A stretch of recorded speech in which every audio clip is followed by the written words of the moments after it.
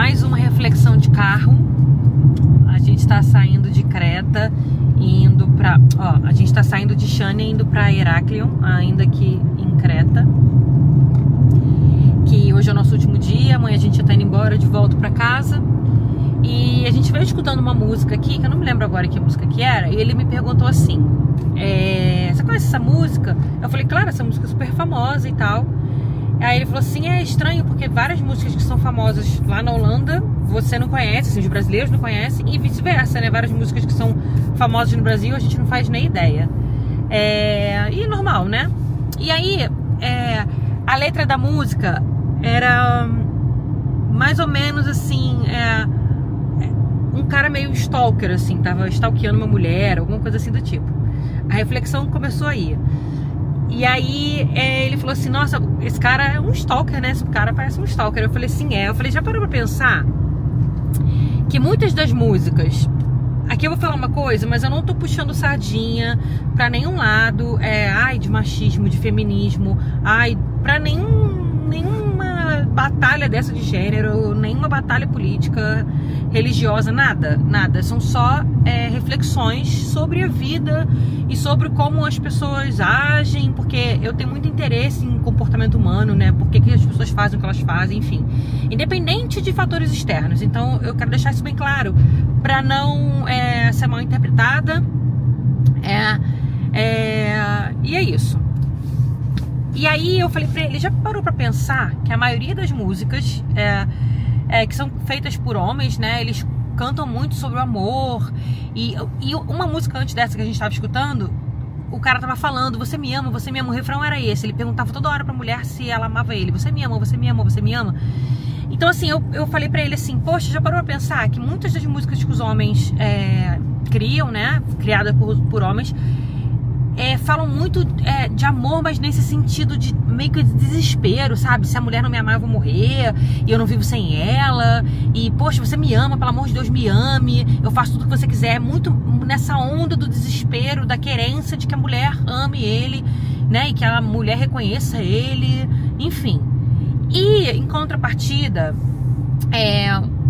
muitas músicas feitas por mulheres não tem esse tema como tema central, né? O relacionamento com um outro homem. Muitas músicas, pelo menos as músicas que eu escuto, se você for parar pra escutar jazz, né? Nina Simone, Ella Fitzgerald, se você for parar pra escutar essas músicas e se comparar um Frank Sinatra, por exemplo, elas falam muito sobre a vida delas. Elas falam muito de como a vida é complicada, a vida é sofrida, né, da mulher, todas as mazelas de ser mulher, enfim. O tema central da música não é um relacionamento, não implorando para que o homem ame ela, para que o homem goste dela, para que o homem reconheça ela. Óbvio que tem algumas músicas em que elas falam de relacionamento e tal. Muitas delas falam da parte ruim, né, do relacionamento, a parte abusiva do relacionamento. E aí eu fiquei pensando, né, aí eu soltei essa frase, as pessoas falam muito que o sexo frágil, né, são as mulheres e tudo, mas eu acho que não é, não. Na minha opinião, o que eu acho, baseado na minha experiência de vida, os homens são bem mais frágeis do que as mulheres, emocionalmente falando.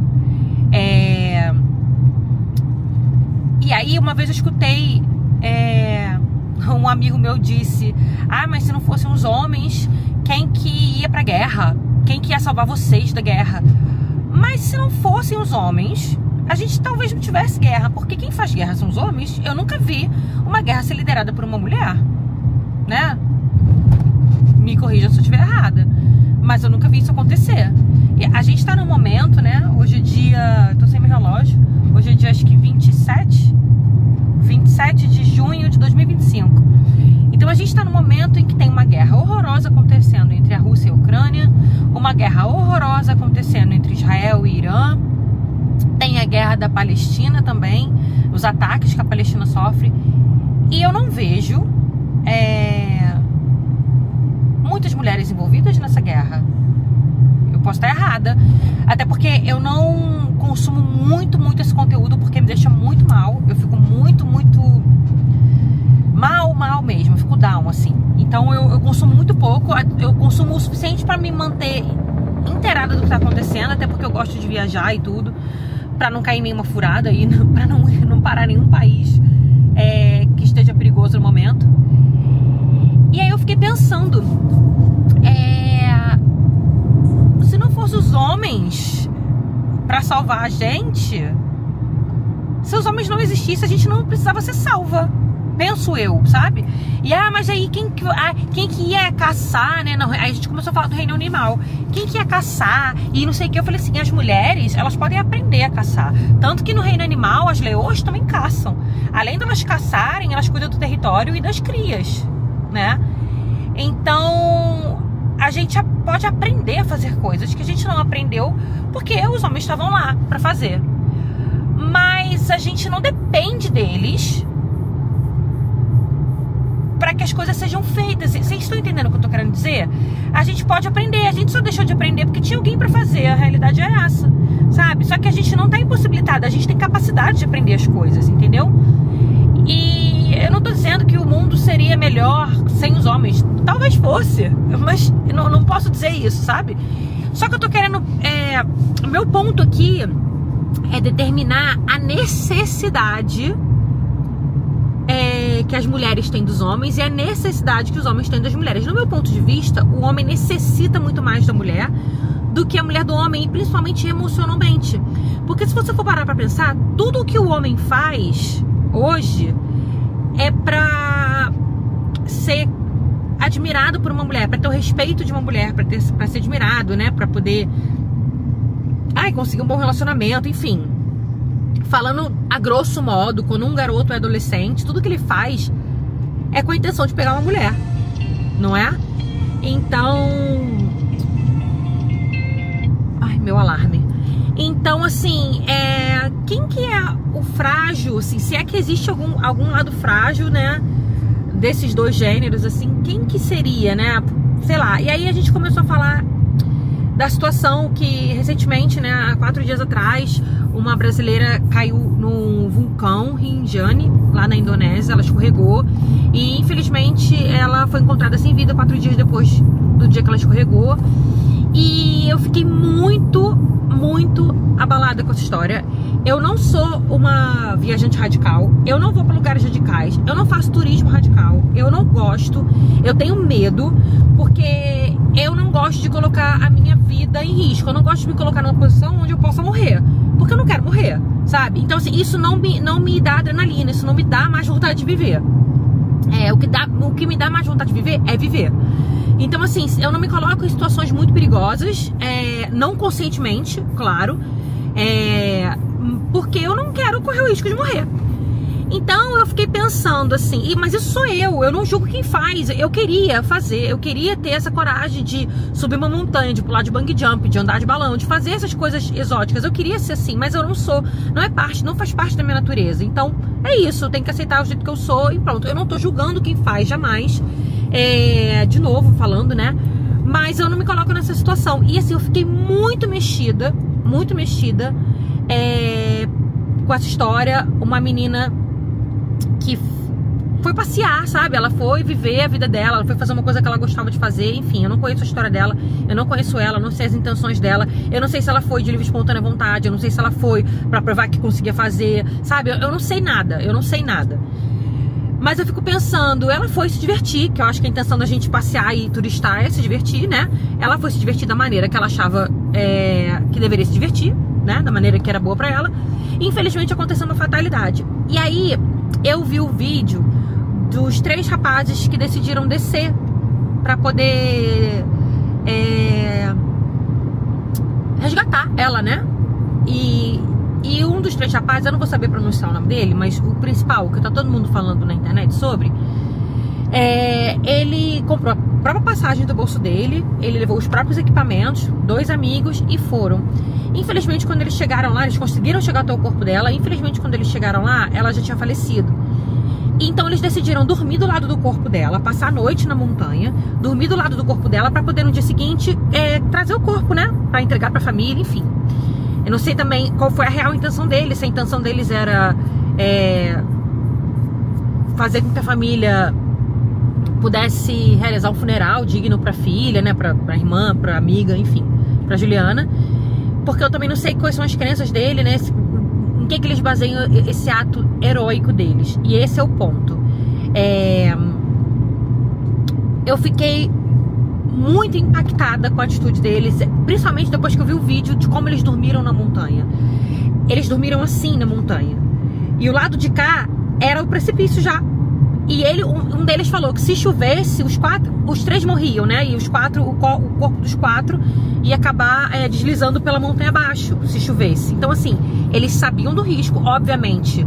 Eram 3 caras extremamente preparados e que tinham experiência com esse tipo de coisa.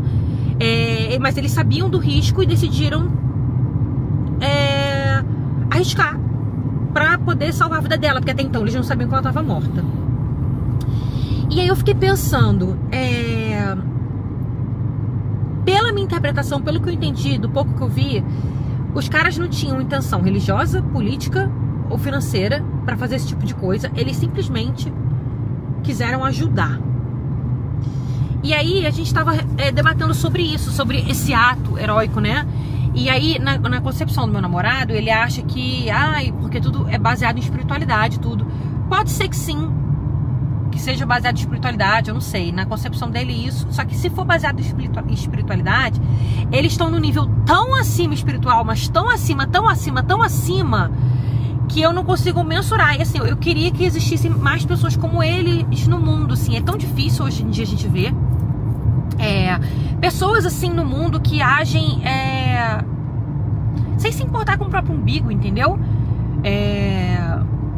Eu não tô querendo dar uma de moralista aqui, não, porque eu não tenho moral pra falar também essas coisas. É só um desabafo e é só uma reflexão sobre a vida, né? Porque muitas das vezes a gente age com tanto egoísmo, assim, pensando tanto na gente, assim, no nosso bem-estar, nas nossas coisas, sabe? Tudo meu, eu.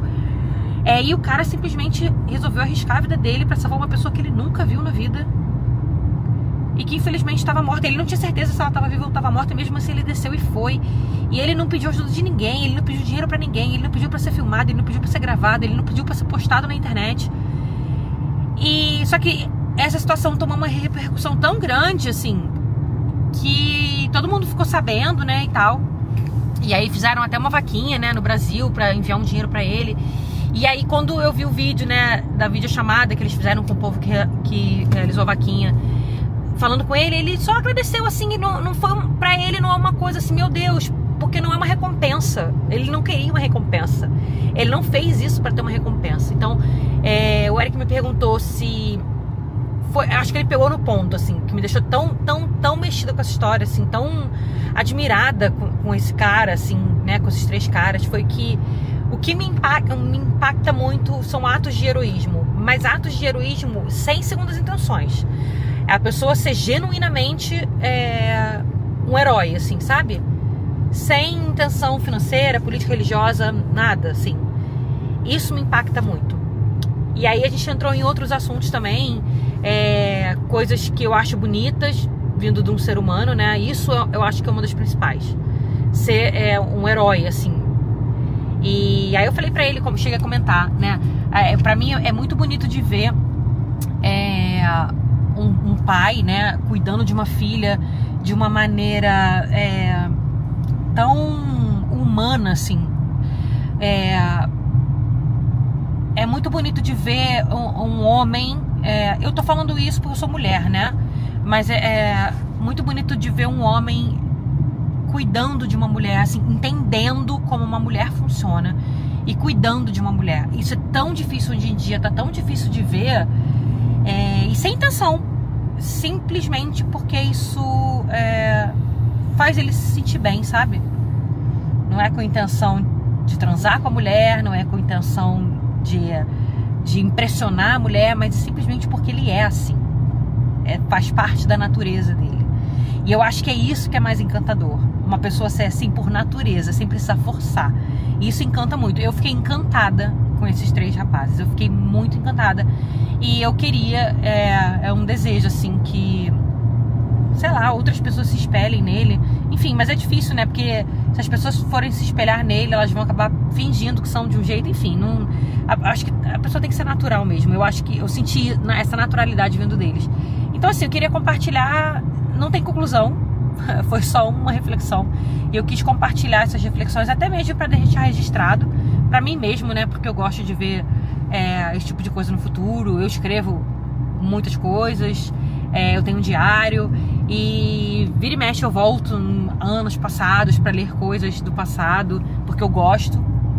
Então esse é mais um dos vídeos de uma reflexão aqui, já que a gente tem uma viagem longa pela frente de carro e a gente vem conversando sobre esses assuntos. E é isso, eu queria deixar registrado.